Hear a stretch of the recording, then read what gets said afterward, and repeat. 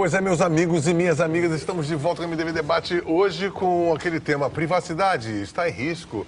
Afinal de contas, o que é privacidade? Nós estamos falando aqui dos comerciais, o Gilmar estava falando sobre um assunto que eu acho que a gente vai começar e ele vai explicar, e se encarrega de explicar sobre isso. Marco civil, não é marcos nem narco civil, nem marcos de... é marco civil. Isso. O que é isso?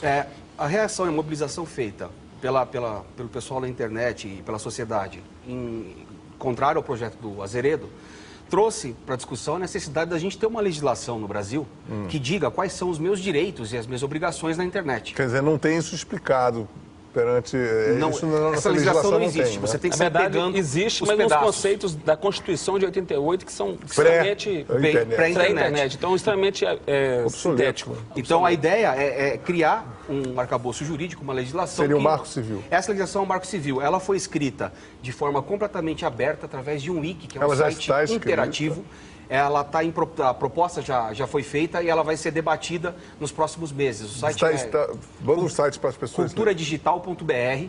Lá está a discussão do Marco Civil e era muito legal. Teve um texto Culturadigital.br. Culturadigital.br. O Ministério da Justiça fez uma minuta de texto, uma proposta de eixos temários e alguns artigos de sugestão. A gente entrava lá, cada um na sua área de especialização, e aí teve usuário leigo, teve advogado, todo teve mundo especialista, opinião, né? todo mundo entrou lá e deu sua opinião.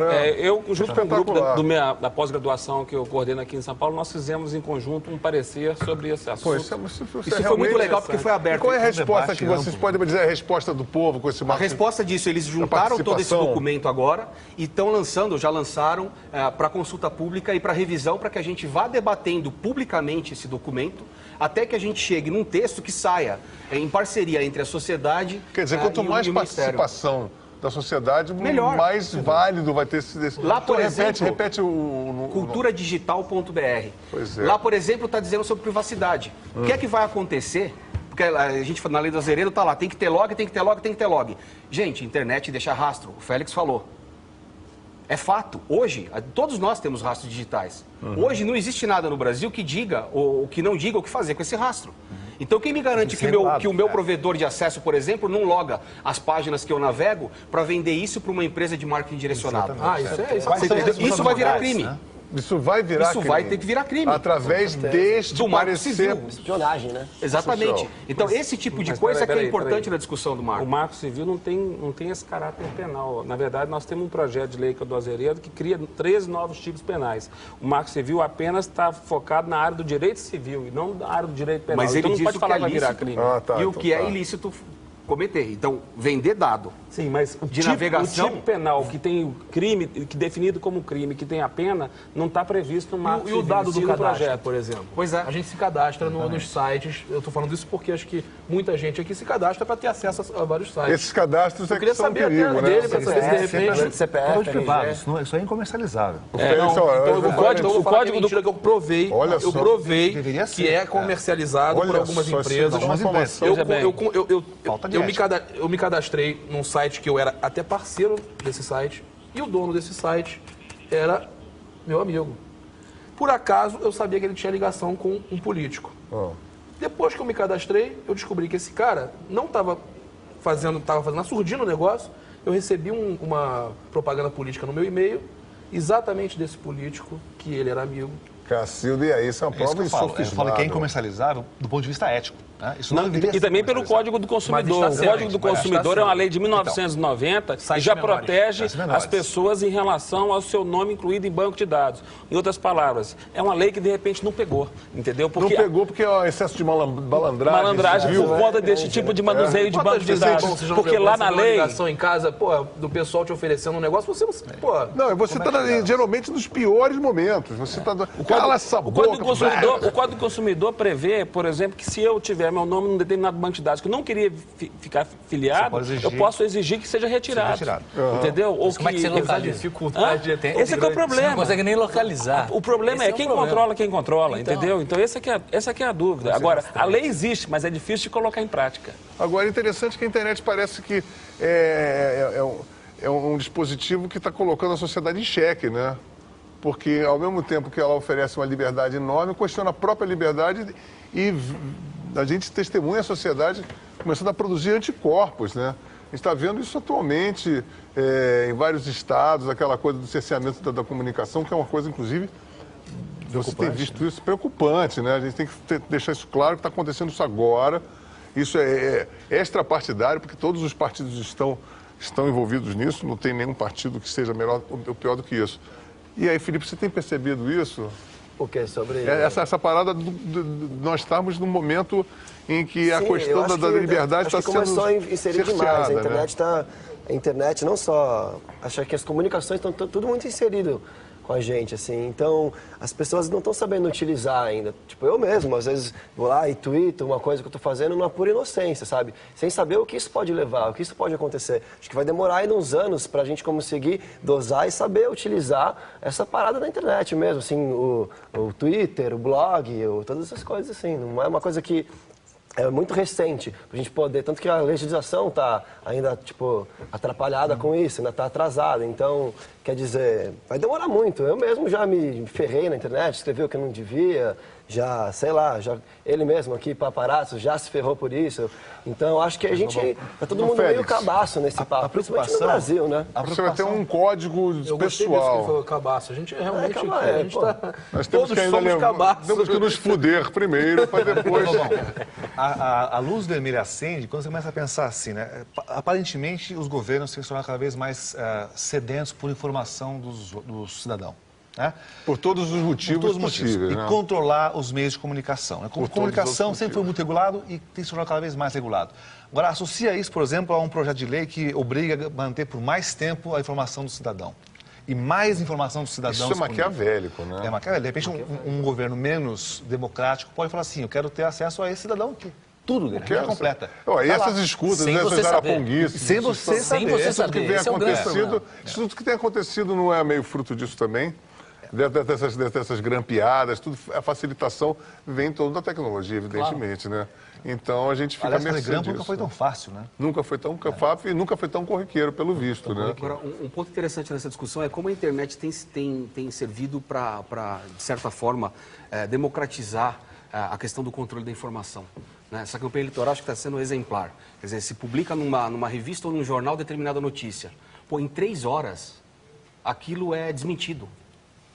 Porque não é assim, você tem lá uma grande empresa de TV que tem condição de botar 4 jornalistas em cima, os caras vão lá, levantam um furo de reportagem, fabricam um furo de reportagem, né? Tem toda aquela jogada política por trás. Pô, publicou isso aí, em 3 horas, sabe, tem 3 mil pessoas que estavam em volta. Desmentindo. Mas aí você acha que o valor do desmentir ele é proporcional ao primeiro influxo, a primeira manchete? Não, porque a gente ainda tem muito essa história. Aquela história, você calunia na manchete do jornal e você pede desculpa na página 45 no caderno Z. Exatamente. Aí não dá. Então a internet, o que eu estou achando muito legal de ver se formar na blogosfera, né, é a rapidez com que a gente dissemina essa informação. Aconteceu outro dia aí no jornal, 8 horas da noite, apareceu uma denúncia lá, mas deu 40 minutos. Só para concluir o que ele está falando, isso é uma coisa muito importante. O que você está falando significa que o poder de revide da internet é maior do que geralmente a lei de imprensa do Senado ofereceria no jornal. Não é isso? Lobão, agora do jornal. Lobão, isso que o Jomar está falando. A revista, pegar e arrancar a folha da revista.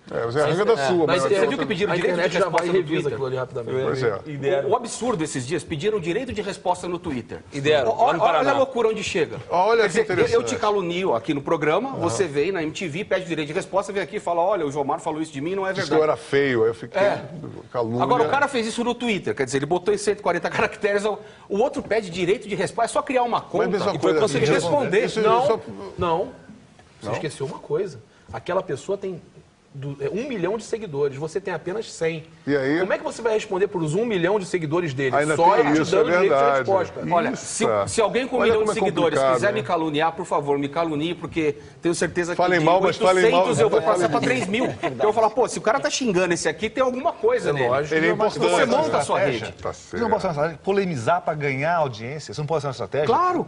Pode ser. Aí como é que você julga quanto disso é sério, quanto disso é teatro, de você falar, não, quero proteger minha privacidade. E é outra coisa, além da. E você falou uma coisa que eu acho que gera. Eu acho que um personagem que é o personagem mais onipresente dentro da nossa discussão, que é o fake.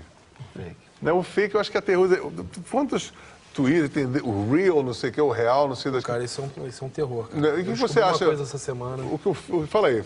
Cara, eu tenho uma filha. Todo mundo tem filho aqui, não? Todos temos filhos. Se não tivermos, deveríamos ter. Cara, eu queria fazer um bem público, já que o paparazzi é tão odiado, então vou fazer um bem público. Olha que bacana. Cara, eu queria que o Google e o Orkut, principalmente, exigisse ou CPF ou RG das crianças, porque as crianças da faixa de 8 até os 16, até antes dos 18, estão criando o Orkut delas e dizendo que elas têm mais de 18. E o Orkut, cara, é terrível pra coisa de sexo, Orkut, assédio. A minha filha, com 11 anos, fez o Orkut, está usando o Orkut e eu descobri essa semana. Então, olha o Orkut só, talvez pode ser talvez a rede mais segura que a gente tem hoje para aguentar. A discussão do fake é outra, né? A gente tem várias ferramentas para identificar porque o fake ele está em várias situações, ele aparece em várias... Criança, por que vocês não implantam um negócio de... O Orkut pode usar de... Eu já lidei com situações envolvendo criança no Orkut, pior ainda, que a criança perdeu a senha, outra pessoa hackeou a senha e, consequentemente, começou a atacar o perfil dela. Esse é o problema. São mitos. Não, isso é fato. Isso é fato, que eu lidei com isso. Da noite pro dia um Orkut. Geralmente o que acontece? Não, hackear que eu falo é o seguinte, que acontece? Félix, veja bem, deixa eu explicar melhor para não ficar mal entendido. A pessoa descuidou em relação à senha, de repente usando um computador em um local público, consequentemente outra pessoa acessou essa senha dela e trocou as informações, deturpando a imagem dela nesse perfil. Outra situação muito comum. Eu não estou querendo dizer que eu sou o melhor amigo do Gabriel. Mas melhor amigo, somos inseparáveis. Nós compartilhamos senha. A minha filha compartilhava senha com amigas. Eu falei assim, minha filha, comparar já com isso. Porque isso daí é uma coisa que dá um piripaque na cabeça. Você briga com ele amanhã? Por isso que eu falei que o brasileiro é o uso da exibido tecnologia de maneira correta. A gente tem que saber usar. Cultural. A nossa geração tem um defeito não é ruim cultural. por si Eu só. até escrevi um artigo para uma revista sobre isso. A gente tem um defeito que é o seguinte, nós somos criados na frente da televisão. Nosso pai e nossa mãe sentavam a gente na frente da TV às 8 da manhã e tirava às 8 da noite. E aí, o que aconteceu? E não tinha interação. Certo? A gente tende a fazer a mesma coisa com os filhos. E acha que a televisão do nosso filho é a internet. Ele tá no computador, tá tranquilo. Não é assim. Isso vai pro ar. Né? Hoje essa figura não existe mais. Hoje em dia publicou, está no ar. Não, e você tem que... A criança está no computador, eu tenho uma filha de 7 anos, né? Pô, ela está no computador, deixa eu ficar o tempo todo lá. A cada 10 minutos eu passo, dou uma olhada no que está fazendo, etc. Não tem jeito. A gente vai ter que se educar a fazer isso com os filhos. Achar que um computador vai educar seu filho igual a TV te educou, não vai funcionar. Mesmo porque a TV que te educou não deveria ter te educado assim, porque a gente deveria ter um processo de autocrítica suficiente para achar aquilo ridículo. Agora é o seguinte, vamos pro break, é isso? Eu estou indignado, eu estou suando, eu preciso de um copo d'água. Um break, por favor.